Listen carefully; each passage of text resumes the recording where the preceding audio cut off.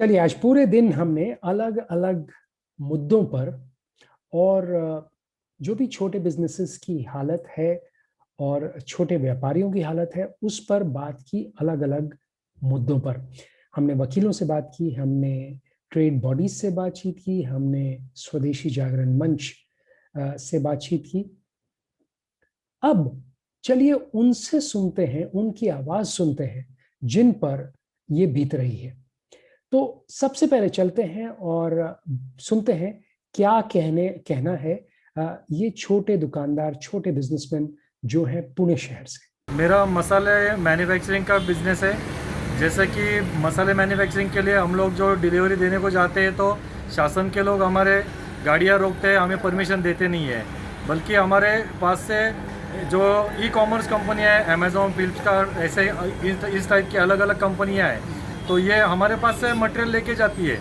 उनको परमिशन दी हुई है शासन ने, लेकिन हमारी माल की डिलीवरी हमारे छोटे छोटे व्यापारी लोगों को देने के लिए हमको इजाज़त नहीं दे रही है। जैसे कि हम सभी जन जानते हैं कि आज पूना में, महाराष्ट्र पूना में लॉकडाउन लगा है और इस लॉकडाउन के तहत हम छोटे व्यापारी जो भी भले हो, कपड़े की दुकान हो, जूते की दुकान हो, हार्डवेयर की दुकान हो, इनका धंधा बिल्कुल ठप हो चुका है। जबकि हम देख रहे हैं कि हमारी गवर्नमेंट जो है, हमारे पुणे के शासन लोग जो है, इन्होंने ई कॉमर्स इंडस्ट्री को बढ़ावा दे रखा है। इन लोग होम डिलीवरी कर सकते हैं, पिकअप कर सकते हैं। यही परमिशन अगर हम जैसे छोटे व्यापारी लोग को भी मिल जाए कि वो खुद अपना सामान सभी घर तक पहुंचा सके, तो ये बहुत ही बढ़िया प्रावधान होगा, जिसके कारण हम जैसे छोटे व्यापारी को कुछ ना कुछ व्यवसाय करने के लिए मौका मिल सकता है। मेरे फर्नीचर की बिजनेस है। जैसे ऑनलाइन के लिए जितने भी मल्टीनेशनल ब्रांड्स है या बाकी के जो बड़े बड़े बिजनेस वाले हैं, जैसे उनको परमिशन दिया गया ऑनलाइन डिलीवरी के लिए या ऑनलाइन बिजनेस के लिए, तो शासन से हमारे रिक्वेस्ट है कि वो हमें भी इसके ऑनलाइन डिलीवरी या ऑनलाइन बिजनेस के लिए या होम डिलीवरी के लिए परमिशन दे, ताकि हमारा धंधा चालू रहे, धंधा बंद नहीं रहे, दुकान भी चालू रहे, जिसके कारण कस्टमर को हम सर्विस दे सकें। हाँ, हम अपने दुकान पे लोगों को परमिशन नहीं देंगे आने के लिए, लेकिन होम डिलीवरी उसको चालू रखने के लिए शासन हमको परमिशन दे। महाराष्ट्र के नासिक से भी हमारे पास लोगों का, हमारे छोटे व्यापारियों का संदेश आया है। आइए उन्हें सुनते हैं। मोबाइल का एक छोटा सा व्यापारी नासिक महाराष्ट्र से 20 साल से मोबाइल इंडस्ट्री में हूं। इसमें मेरा घर परिवार और मेरा सारा स्टाफ चलता है। हम इतने सालों से सरकार का सभी रूल रेगुलेशन को फॉलो करते हैं, जीएसटी भरते हैं, इनकम टैक्स भी भरते हैं। और ये ईस्ट इंडिया की ऑनलाइन कंपनियां जैसे कि अमेज़ॉन, फ्लिपकार्ट, गवर्नमेंट की सभी पॉलिसी का बाईपास करके बिजनेस करती है। ऐसे हमारा बिजनेस को बहुत डेंट होता है, बट भारत देश के इकोनॉमिक को भी लोग मर रहे हैं और इकोनॉमिक को भी डेंट हो रहा है। थोड़े सालों में ये लोग रिटेल बिजनेस को खोखला कर देंगे। इतने सालों में इतना बुरा वक्त कभी नहीं आया कि हमारे कस्टमर ही हमें आके चोर कहते हैं, क्योंकि ये ऑनलाइन कंपनियां कभी भी फ्लैश सेल लगा देती हैं, कभी भी डीप डिस्काउंटिंग देती हैं, कभी भी हैवी कैशबैक देती हैं। इवन ब्रांड भी इनको विंडो पीरियड में प्रोडक्ट देता है। हम ऑनलाइन कंपनी के खिलाफ नहीं, हम सिर्फ लेवल प्लेइंग फील्ड डिमांड कर रहे हैं, जिसमें हमें भी सारा product same price, same product और सेम टाइम पे मिलना चाहिए। हम रिटेलर इन सारी चीजों के वजह से मरने की कतार पे है। अगर रिटेलर में व्यापार नहीं रहेगा तो क्या भारत देश चलेगा? हम सिर्फ यही डिमांड कर रहे हैं कि रिक्वेस्ट भी कर रहे हैं साथ में हमारे प्यारे नरेंद्र मोदी सर से कि गवर्नमेंट के सभी रूल को कोई भी ना तोड़े। इसके लिए स्ट्रिक्ट प्रेस नोट रिलीज होना चाहिए, मॉनिटरी बॉडी बननी चाहिए, जो बॉडी सारी चीजों पे निगरानी रखे कि कोई भी गवर्नमेंट का कोई रूल तोड़ ना सके। मुझे इस फील्ड में काम करके 8 साल हो रहे हैं, लेकिन हाल के जो 4 साल इतने बुरे और इतना घटिया जा रहे हैं, इसका मुख्यतः कारण है ये दो ई कॉमर्स कंपनियां अमेज़ॉन और फ्लिपकार्ट, जो गवर्नमेंट की एफडीआई पॉलिसीज़ का और उनके नॉर्म्स का पूरी ताकत और पुरजोर तरीके के साथ में ताकत लगा के उनका फ़ायदा उठा रही है, जिसमें उनका साथ दे रही है बैंक्स भी। वही बैंक्स जो बैंक में एफडी रखने पे या सेविंग्स रखने पे 5 से 6% की इंटरेस्ट रेट नहीं देती है, लेकिन जैसे ही कस्टमर अगर क्रेडिट कार्ड या डेबिट कार्ड के साथ में ऑनलाइन पे ट्रांजैक्शन करता है तो ये इंस्टेंट 10%, 15%, 20% का कैशबैक्स देती है, वो भी इंस्टेंट, जो कि आज की तारीख में लोकल रिटेलर दे नहीं पाता है।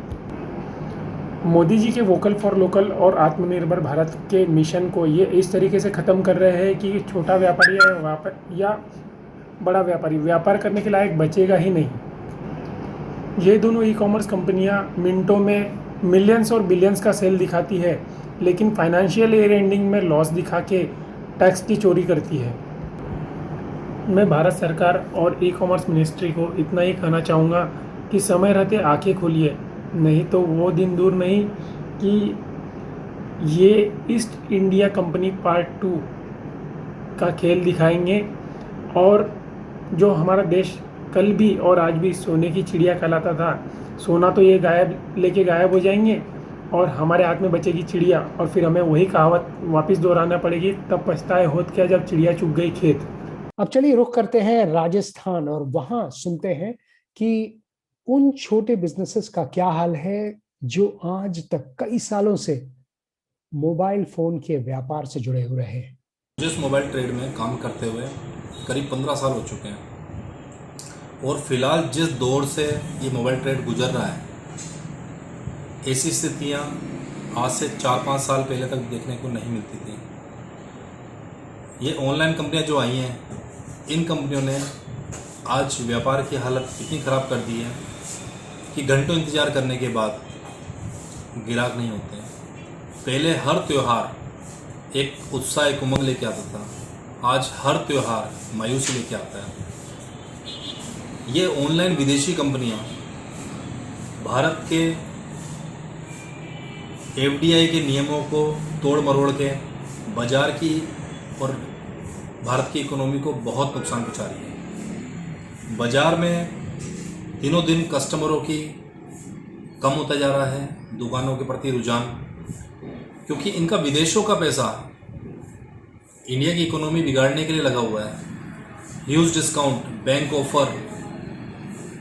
आज जो कस्टमर हमारे पास बरसों से जुड़े हुए थे, जिनको हम बहुत अच्छी सर्विस देते हुए आए हैं, जिनसे हम 2 पैसे कमाते भी थे, आज उन कस्टमर ऑनलाइन की तरफ चले गए हैं और ऑनलाइन और हमारी प्राइस में इतना डिफरेंस होने की वजह से हम चाहकर भी उनको कम में नहीं दे पाते और उनकी निगाह में हम चोर बन रहे हैं।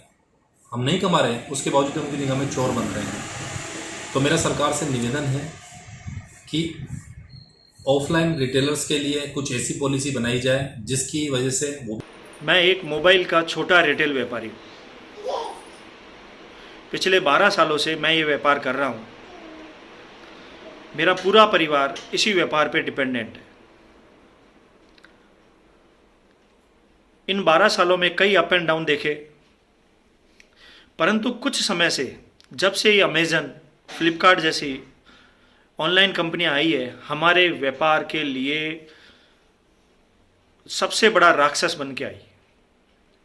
ये लोग सरकार की नीतियों का गलत फ़ायदा उठा के अपने व्यापार को आगे बढ़ाने के लिए भारी भरकम डिस्काउंट देते हैं। आज की स्थिति में जो रिटेल व्यापार भारत की रीढ़ की हड्डी हुआ करता था, वो ख़त्म होने के कगार पे है। मेरा गवर्नमेंट से ये निवेदन है कि आप इन ऑनलाइन कंपनियों पे नकेल कसें, ताकि हम व्यापारी जो रिटेल करते हैं, जो भारत के रिटेल व्यापार की रीढ़ की हड्डी हैं, वो सर्वाइव कर सके। नहीं तो हम बेरोजगार हो जाएंगे, मेरा परिवार बेरोजगार हो जाएगा, मेरे यहाँ काम करने वाले 10 लड़के बेरोजगार हो जाएंगे। ये कंपनियां अपनी मनमर्जी से डिस्काउंट देती है, जो सरकार की एफडीआई नीति है उसको ताक पे रख के काम करती है। मेरा निवेदन है कि जल्द से जल्द इन नीतियों के खिलाफ गवर्नमेंट कुछ एक्शन ले, नहीं तो हम ख़त्म हो जाएंगे, हमारा रिटेल व्यापार ख़त्म हो जाएगा। व्यवसाय में ऑनलाइन कंपनियां अमेज़ॉन, फ्लिपकार्ट से आए दिन बहुत बड़ी समस्याएं आ रही हैं। पहले व्यवसाय अच्छा था, किसी प्रकार की तकलीफ़ें नहीं थी। अब आए दिन इनके deep discounting, instant cashback, exclusive model, जिनकी वजह से रिटेल में व्यापार करना बहुत दूभर हुआ पड़ा है। अगर ये दिन रहे तो आगे आने वाले समय में रिटेल व्यवसाय को निरंतर चला पाना कठिन नहीं होगा। आने वाले समय में भारत सरकार से हाथ जोड़कर निवेदन है, प्रेस नोट 3 को लागू करें और कठिन से कठिन नीति अपनाएं, जिससे आने वाले समय में ये कंपनियां भारतीय अर्थव्यवस्था को चोट पहुंचा रही हैं वो न कर पाएं। राजस्थान से मैं पिछले 6 साल से अपना मोबाइल स्टोर रन कर रहा हूं, बट मैं आज ये वीडियो इसलिए बना रहा हूं कि मैं अपनी सरकार श्री नरेंद्र मोदी जी को अपना एक संदेश पहुंचा सकूं। आज के समय में हम लोगों के लिए सबसे बड़ा चैलेंज ये हो रहा है कि हम लोगों के जो दुकान के खर्चे हैं, किराए, लाइट, स्टाफ सैलरी, ये सब मैनेज करना बहुत ज़्यादा मुश्किल हो रहा है। इन सब के पीछे एक ही कारण है, जो ये विदेशी कंपनियां आई हैं, अमेजन, फ्लिपकार्ट, ये दोनों कंपनियां कस्टमर को गुमराह कर रही हैं, कस्टमर को ऑनलाइन शॉपिंग करने पे धकेल रही हैं। इसके पीछे एक ही कारण है कि ये ग्राहकों को मनचाहे अपने अनैतिक तरीके से व्यापार करना, क्रेडिट कार्ड पे 10% कैशबैक देना, इस तरह से अपने पास कस्टमर को बुला रही हैं। और जो इंडिया की इकोनॉमी का रीढ़ का हड्डी है रिटेल बाजार, उसको धीरे धीरे ख़त्म करती जा रही हैं। हम लोग दुकानदार ऐसा हैं, कई बार तो ऐसा होता है कि जो प्रोडक्ट हम लोग जिस रेट पे खरीद रहे हैं उससे ये 500-1000 रुपये कम पे ये अपने पोर्टल पे कस्टमर को सेल कर देते हैं। तो कस्टमर हमारे पास आके केवल देख के जाता है और ख़रीदता वहाँ से। इसके लिए हम ऐसाए हैं, हम कुछ नहीं कर पा रहे हैं। सरकार से मेरी एक डिमांड है कि कृपया करके इनके लिए एक रेगुलेटर, मॉनिटरी एक बनाई जाए, जो कि इनका अनैतिक व्यापार करने के तरीके को देखे और इनके लिए एक प्रेस नोट जारी करे, जो कि देश की इकोनॉमी को हिला रहे हैं, अपना लॉस बुक करके सरकार को चूना लगा रहे हैं। आप समझो कि जैसे चीन ने आज अलीबाबा, जैक मा जैसे ग्रुप के लिए इतनी बड़ी पेनल्टी लगा दी, जो कि उन्हीं के देश का आदमी है, तो हम क्यों नहीं कर सकते ये सब कुछ। मेरा सरकार से ऐसा नहीं है कि सिर्फ ये हिंदी भाषी क्षेत्रों से ही हमें संदेश मिल रहे हैं। चलिए अब सुनते हैं तमिलनाडु और पश्चिम बंगाल से क्या लोगों के संदेश है, इन छोटे व्यापारियों का क्या संदेश है। গত 20 বছর ধরে আমি মোবাইল ব্যবসার সাথে জড়িত এবং এই 20 বছর ধরে আমি সরকারকে সমস্ত ধরনের ট্যাক্স প্রদান করেছি। Sale tax, income tax, professional tax আর যা যা ট্যাক্স হয়। আমার পরিবার, আমার স্টাফ সবাই আমাদের উপর ডিপেন্ডেন্ট, আমাদের এই ব্যবসার উপর ডিপেন্ডেন্ট। কিন্তু বেশ কয়েক বছর ধরে আমাদের ব্যবসা নিম্নমুখী, কারণ কাস্টমার ডিপ ডিসকাউন্টিং, ব্যাংকের ডিসকাউন্ট, অন্য অন্য সুবিধার জন্য কাস্টমাররা অনলাইনমুখী।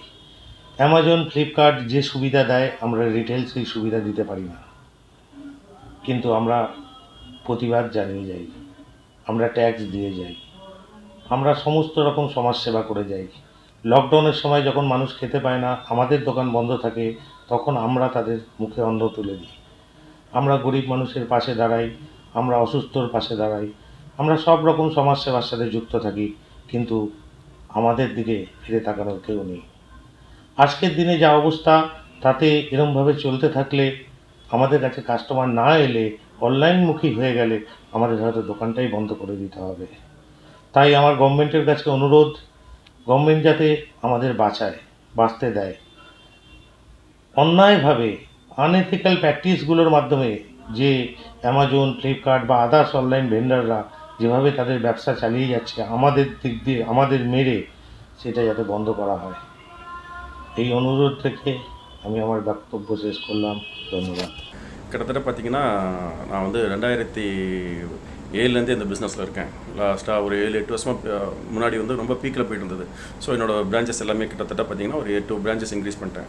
ஆனால் லாஸ்ட்டு ஒரு 3 இயர்ஸாக பார்த்திங்கன்னா ஆன்லைனால் நமக்கு ரொம்ப ப்ராப்ளத்தை ஃபேஸ் பண்ணிகிட்ருக்கோம். கிட்டத்தட்ட 3 பிரான்ச்சஸ் வந்து நான் இப்போ க்ளோஸ் பண்ணியிருக்கோம். என்ன ரீசன்? ஒன்றும் இல்லை, இதெல்லாம் வந்து ஒரு ஃபெஸ்டிவல் வருது அப்படின்னா நாங்கள் வந்து அந்த ஃபெஸ்டிவலுக்காக எதிர்பார்த்துட்டு இருப்போம். இந்த ஃபெஸ்டிவல் வருது, நம்மளோட பிஸ்னஸ் சமைக்கலாம். ஆனால் இப்போ ஏன்டா ஃபெஸ்டிவல் வருதுன்னு இருக்குது. ரீசன் என்னென்னா நம்ம என்ன ஒரு பிராண்டில் ப்ரைஸிங் கொடுக்குறோமோ அதோட ஆன்லைனில் ப்ரைஸிங் கம்மியாக கொடுக்குறாங்க, வேறு ஆஃபர்ஸ் போடுறாங்க, எல்லாமே பண்ணுறாங்க. இது வித் பிராண்ட் சப்போர்ட்டோட. ஸோ இந்த மாதிரி ஆன்லைன் ப்ராப்ளம் இருக்கனால எங்களால் எந்த வகையிலுமே பிஸ்னஸ் பண்ண முடியல. ஸோ கவர்மெண்ட் இதை ஏதாவது ஸ்டெப் எடுத்து எங்களுக்கு ஒரு ரீட்டெயில்ஸ்க்கெலாம் நாங்கள் வந்து எங்களோட வாழ்வாதாரத்தை உயர்த்துக்கிற அளவுக்கு ஏதாவது உங்களுக்கு உயர்த்த கூட வேண்டாம், எங்களுக்கு இருக்கிற வாழ்வாதாரத்தை நாங்கள் காப்பாற்றிக்கிறதுக்கு ஏதாவது முயற்சி செய்யணும். ஏன்னா எங்களோட எக்ஸ்பென்ஸ் எல்லாம் அதே தான், கிட்டத்தட்ட அதுங்கிறது தான் அதிகமாகிட்டு இருக்குது. ஆனால் பட் எங்களோட இன்கம்ங்கிறது குறைஞ்சிட்டே, நாளுக்கு நாள் குறைஞ்சிட்டே வருது. இப்படியே போனால் எங்களுக்கு வாழ்வுமா முடியுமாங்கிற ஒரு நிலைமைக்கு வந்துடுவோம் நாங்கள் வந்து. அதனால் இந்த ஆன்லைனோட பிரச்சனைகளை கொஞ்சம் சால்வ் பண்ணி கொடுத்தீங்கன்னா கொஞ்சம் நல்லாயிருக்கும். கவர்மெண்ட் ஏதாவது ஸ்டெப் எடுத்து சால்வ் பண்ணி கொடுத்தா நல்லாயிருக்கும். ஒவ்வொரு முறையும் அவங்க வந்து ஆன்லைனுக்குன்னு தனி செல்வாய் கொடுக்குறாங்க, தனி சப்போர்ட்ஸ் கொடுத்துட்டு அவங்களோட ப்ரைஸிங் எல்லாமே டிஸ்கவுண்ட்ங்கிற மாதிரி காமிச்சு கஸ்டமர் வந்து ஃபோக்கஸாக திசை திருப்பி எங்கேருந்து பிரிக்கிறாங்க. எங்களோட ஒவ்வொரு இயரும் பார்த்திங்கன்னா எங்களோட கஸ்டமர்ஸ் வந்து ரெடியூஸ் ஆகிட்டே வராங்க. ஏன்னா அந்த கஸ்டமர்ஸ் வந்து ஆன்லைனுக்கு போயிட்டே இருக்கிறாங்க. பிராண்டு வந்து ஆன்லைனுக்கு தான் சப்போர்ட் பண்ண பார்க்குறாங்களே தவிர ரீட்டெயிலுக்கு சப்போர்ட் பண்ணுறதுக்காக இல்லை. அங்கே ஏதாவது வேறு ஒரு பிராண்டை மாதிரி கொடுத்து அவங்களோட ஃபீச்சர்ஸ் அதிகமாக கொடுத்துட்டு அந்த பிராண்டை ஃபோக்கஸ் பண்ண அவங்க ட்ரை பண்ணுறாங்க. இன்னும் இதே நிலைமை போச்சுன்னா ரீட்டெயிலர்ஸ்னு ஒன்று எல்லாமே போயிடுவாங்க. அப்போ இந்தியாவோட பொருளாதாரம் கிட்டத்தட்ட போயிடுச்சுன்னா நம்மளோட உள்நாட்டோட இது பொருளாதாரம் கிட்டத்தட்ட சரிஞ்சு போயிடும். அவங்க தான் வந்து ஃபுல்லாக ஆளுமையில் இருப்பாங்க. இதுக்கு நிவர்த்தி பண்ணுற அளவுக்கு கவர்மெண்ட் நல்லா சப்போர்ட் பண்ணால் நல்லா இருக்கும். சாகுல் அமீத், ஏம்ரா தமிழ்நாடு செக்ரட்டரி. இந்த மொபைல் இண்டஸ்ட்ரியில் 20 வருஷமாக இருக்கும். கடந்த 5 வருஷமோட நம்முடைய மெயின் ரீட்டெயில்ஸோட வியாபாரம் ரொம்ப பாதிக்கப்பட்டிருக்கு. அது காரணம் என்னென்னு கேட்டிங்கன்னா ஆன்லைன். கம்பெனிக்காரங்க ஆன்லைன் மூலமாக நிறைய பெனிஃபிட்ஸை ஆன்லைன் கஸ்டமர் கொடுக்கறதுனால தான் நம்ம ரொம்ப லாஸ் ஆகிறோம். நம்மளுடைய கஸ்டமர்ஸ் எல்லாமே ஆன்லைன் போக காரணம் என்னென்னா அவங்க மோர் டிஸ்கவுண்ட்ஸ் கொடுக்குறாங்க, இன்ஸ்டன்ட் கேஷ்பேக்கு, நிறைய ஆஃபர்ஸ் கொடுக்குறாங்க. நம்ம கஸ்டமருக்கு நம்ம மேலே உள்ள க்ரெடிபிலிட்டி போயிடுது. நம்ம இவ்வளோ நாள் கூட லாபம் வச்சுருக்கோன்னு சொல்லி நம்மக்கிட்ட வரமாட்டேன்றாங்க. அதனால் இந்திய அரசாங்கம் இதுக்கு ஒரு ஆன்லைனை ஒரு ஒழுங்குமுறைப்படுத்தி அவங்க இந்த மாதிரி என்ன பெர்சன்டேஜ் லாபத்தில் பண்ணணும், இந்த மாதிரி பண்ணணும், கம்பெனிங்க வந்து ஆன்லைன் கொடுக்குற மாதிரியும் மெயின் ரீட்டெயில்ஸ் கொடுக்கணும்னு சொல்லி அவங்களுக்கு ஒரு ஒழுங்குமுறைப்படுத்தணும். நம்ம சின்ன ரீட்டெயிலர்ஸ் நம்ம இதுக்கு மேலே இப்படியே விட்டால் நம்ம அழிஞ்சு போயிடுவோம். அதனால் இந்திய அரசாங்கம் நமக்கு மினிமம் கேரண்டட் 10% கிடைக்கிறதுக்கு वळीवागे செய்யணும். ज्योती टेलिकॉम या नावाने माझा मोबाईल रिटेल व्यापार मागील 25 वर्षापासून चालू आहे. पण 2015 पासून जेव्हा काही या ई कॉमर्स कंपन्या जसे ॲमेझॉन आणि फ्लिपकार्ट या आलेल्या आहेत तेव्हापासून आजपर्यंत म्हणजे मागील 5-6 वर्षापर्यंतपासून आम्ही अतिशय बिकट परिस्थितीत आहोत आणि बंद होण्याच्या मार्गावर आहोत. याचे मुख्य कारण काय की बाबा या कंपन्या ज्या काही डिस्काउंट देऊ शकतात 50 ते 60% पण ते आम्ही देऊ शकत नाही डीप डिस्काउंटिंगमुळे. दुसरी गोष्ट म्हणजे हे काही जे काही टेक्नॉलॉजी प्रोडक्ट आहेत विविध मॅन्युफॅक्चरिंग कंपन्या या अगोदर या ऑनलाईनला पुरवठा करतात आणि त्याच्यानंतर 15 ते 20 दिवस महिन्यानंतर आम्हाला देतात की ज्याच्यामुळे पूर्णपणे मेनलाईनचा जो ग्राहक आहे आमचा जो ग्राहक आहे पूर्ण डायवर्ट केला गेलेला आहे मागील 5-6 वर्षापासून सातत्याने. आणि तिसरा सगळ्यात महत्त्वाचा जो भाग आहे की या ऑनलाईन कंपन्या वेगवेगळ्या बँकेशी टायअप करून 10 ते 15% इन्स्टंट कॅशबॅक देतात की जे आम्ही आमच्याकडे दिले जात नाहीत. म्हणजे हे अनैतिक पद्धतीने ज्या काही व्यापार केला जातो ऑनलाईनमध्ये हे प्रमुख कारण आहे. आणि मागील 5 वर्षात आम्हाला 50% माझे शॉप्स बंद करावे लागले आहेत आणि जवळपास 60 ते 70% स्टाफ मला कपात करावा लागलेला आहे. तर मला फक्त एवढीच विनंती आहे की भारताची जी काही मुख्य अर्थव्यवस्था आहे रिटेल व्यावसायिक व्यापार हा कशा पद्धतीने जगाला जावा आणि आमच्या परिवार आमचा कुटुंब आणि आमच्या स्टाफचे कुटुंब आणि परिवार यांना पुनरुज्जीवन द्यावं एवढीच मी विनंती करतो. The situation of the retailer is very bad now because every day turnover is decreasing. We are removing lot of staff from my stores, old staff from my stores. See why? Because of these unethical practices from online. What unethical practices from online example I will tell you. See, they are only 32 sellers and they are showing in media and they are telling government that we are 4 lakh sellers. Everything is fake and they are coming up with tie-up models, exclusive models from brands, and that brands are not giving to us. It is against FDA policy and customers are asking that exclusive model but we are not unable to give that stock. This situation made that 55% share has gone to online. Because of these online unethical practices. I can show you my store that today is my Ugadi festival but no customers are coming. See the situation of my store. Customers are checking and going back to online we are removing lot of employees. This is the situation. I'm sorry to tell you. आइए और कुछ इन आवाजों को, इन छोटे business की आवाजों को सुनते हैं। तो आज जिस दौर से हमारा व्यापार गुजर रहा है, ऐसा दौर मैंने आज तक नहीं देखा। आज हर व्यापारी खौफ में है कल क्या होगा, जिसकी मुख्य वजह है ऑनलाइन सेल और उनकी तरफ किए जाने वाले अनैतिक व्यापार। आज ऑनलाइन के नाम पर अमेजन, फ्लिपकार्ट और अन्य कुछ कंपनियों ने भारत सरकार की कुछ व्यापारिक नीतियों को लेकर गलत तरीके से व्यापार प्रारंभ कर दिया है, जिसकी वजह से भारतीय खुदरा व्यापारियों के साथ जो अन्याय हो रहा है और उससे मैं और मेरा व्यापारी वर्ग आहत है। आज ऑनलाइन के कारण यह स्थिति है कि हम अपने परिचितों को मोबाइल बेचने से हिचकिचाने और कतराने लगे हैं। आज जिन कस्टमर से हमारा वर्षों से संबंध है, वे भी आज हमें यह कह रहे हैं कि आपने हमें ठग लिया। इतने वर्षों से इन कस्टमरों की सेवा करने के बाद भी आज व्यापारी वर्ग ठग कहलाने लगे हैं। यह व्यापारियों के लिए बहुत ही दुखद स्थिति है। जो बैंक या वित्तीय संस्थाएं बैंक में जमा पर 3 से 4% तक ब्याज नहीं दे पा रही है, वो आज 10-10%, 12-12% तक छूट दे रही है। यह कैसे संभव है, मैं नहीं समझ पा रहा हूँ। यह तो एक छोटा सा उदाहरण है जो हमारे व्यापारियों के लिए बहुत बड़ी समस्या है। यदि इसी प्रकार से ऑनलाइन कंपनियों का अनैतिक व्यापार चलता रहा तो शीघ्र ही खुदरा व्यापार खत्म हो जाएगा, बेरोजगारी और बढ़ती जाएगी, जिससे आने वाले समय में हर भारतीय व्यक्ति इन विदेशी कंपनियों का गुलाम बनकर रह जाएगा। व्यापारी हूँ, मैं आपको बताना चाहता हूँ कि आज के समय में व्यापार करना कितना मुश्किल हो गया है। अमेजन और फ्लिपकार्ट जैसी कंपनियां ब्रांड से मिली भगत करके एक्सक्लूसिव प्रोडक्ट बेचती हैं। ये लोग एफडीआई के पैसों का गलत इस्तेमाल करके किसी भी ग्राहक को हमसे कम कीमत पर अपना प्रोडक्ट बेच देते हैं। ये कंपनियां बैंकों के साथ मिली भगत कर 10% इंस्टेंट कैशबैक देते हैं और इस 10% इंस्टेंट कैशबैक के कारण धीरे धीरे हमारी दुकानों से ग्राहक गायब होते जा रहे हैं और वो सब ऑनलाइन की तरफ जा रहे हैं और हमारी दुकानों के ग्राहक कम होने की वजह से हम और हमारी दुकानें इस समय बंद होने की कगार पर हैं। अगर सरकार ने हस्तक्षेप नहीं किया और कोई कठोर कदम उठाकर इस सांठ-गांठ को खत्म नहीं किया तो वो दिन दूर नहीं जब हमारी दुकानें बिल्कुल बंद हो जाएंगी। मेरी सरकार से हाथ जोड़कर विनती है कि आप हमारी व्यथा को समझें और हमें लेवल प्लेइंग फील्ड दिलाने की कृपा करें। प्रेस नोट को इतना कठोर बनाएं ताकि अमेजन और फ्लिपकार्ट जैसी कंपनियां कभी देश के कानून का मजाक ना बना पाएं।